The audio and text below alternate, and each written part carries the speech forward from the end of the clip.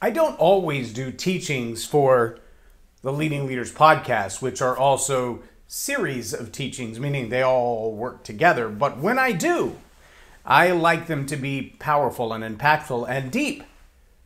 Like this week. You should listen to the whole week, because today will be better if you listen to the others in front of it. Welcome to Leading Leaders Podcast. 5-minute videos, 5 days a week. I'm Loren Norris with Leading Leaders Podcast. I believe that there are people who can crack an egg with one hand and pour it into the skillet and be moving the skillet with the other hand the whole time. That they're so delicate and artful in the way that they crack an egg that the subtlety of cracking the egg doesn't even look like a violent act. They can get the egg out of its shell, proverbially and literally, and into the skillet, proverbially and literally, without anybody even noticing that they've cracked the egg. But other people kind of make omelets with the shells in it because every egg they crack looks like they've used a sledgehammer to do it. Proverbially and literally. See, subtlety is an art form. There's a way to deliver a message, whether it's the story that you're going to tell to make a point as an illustration or an analogy, or it's your life story as a demonstration of what not to do. It's kind of like the old show, What Not to Wear.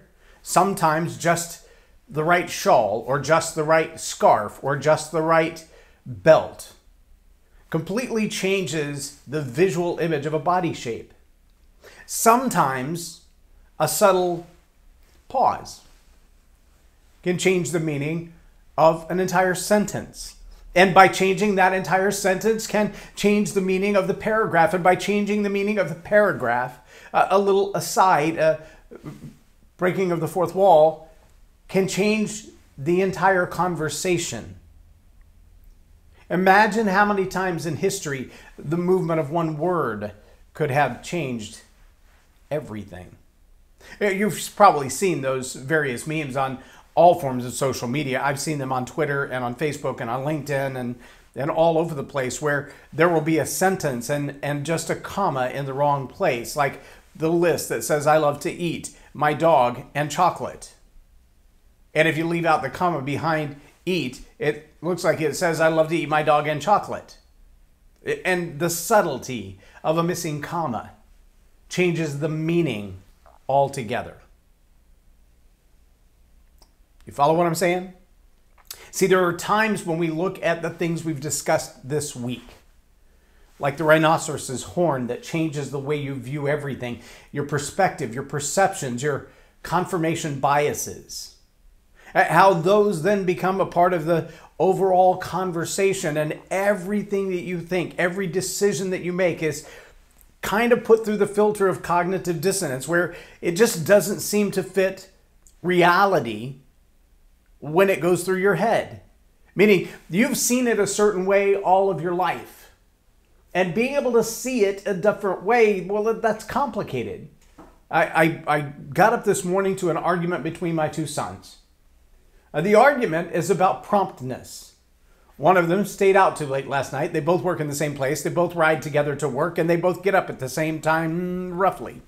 But one of them has always had an incredible work ethic.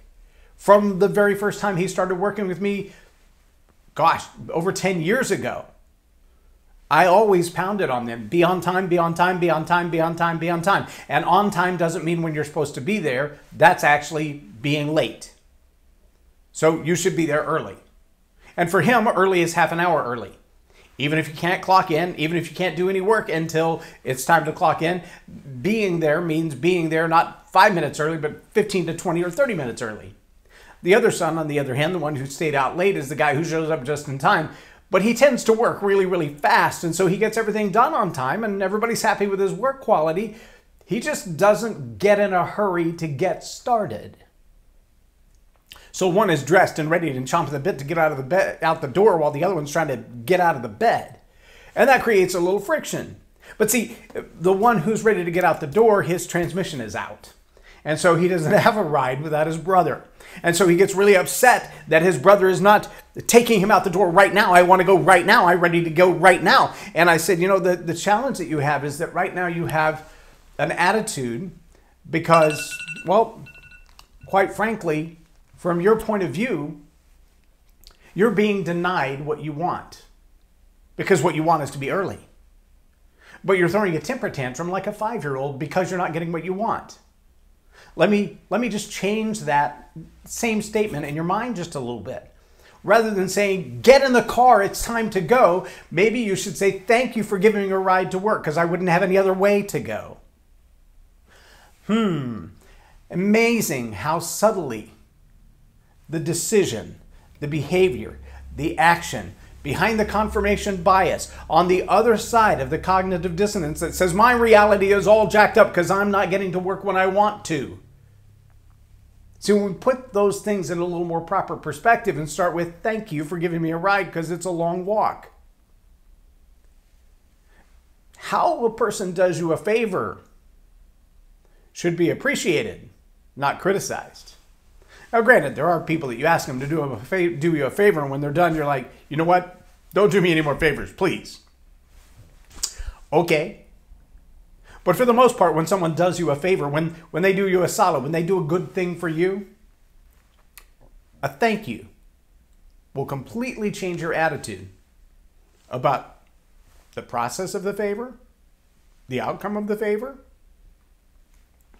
maybe even just the person doing the favor.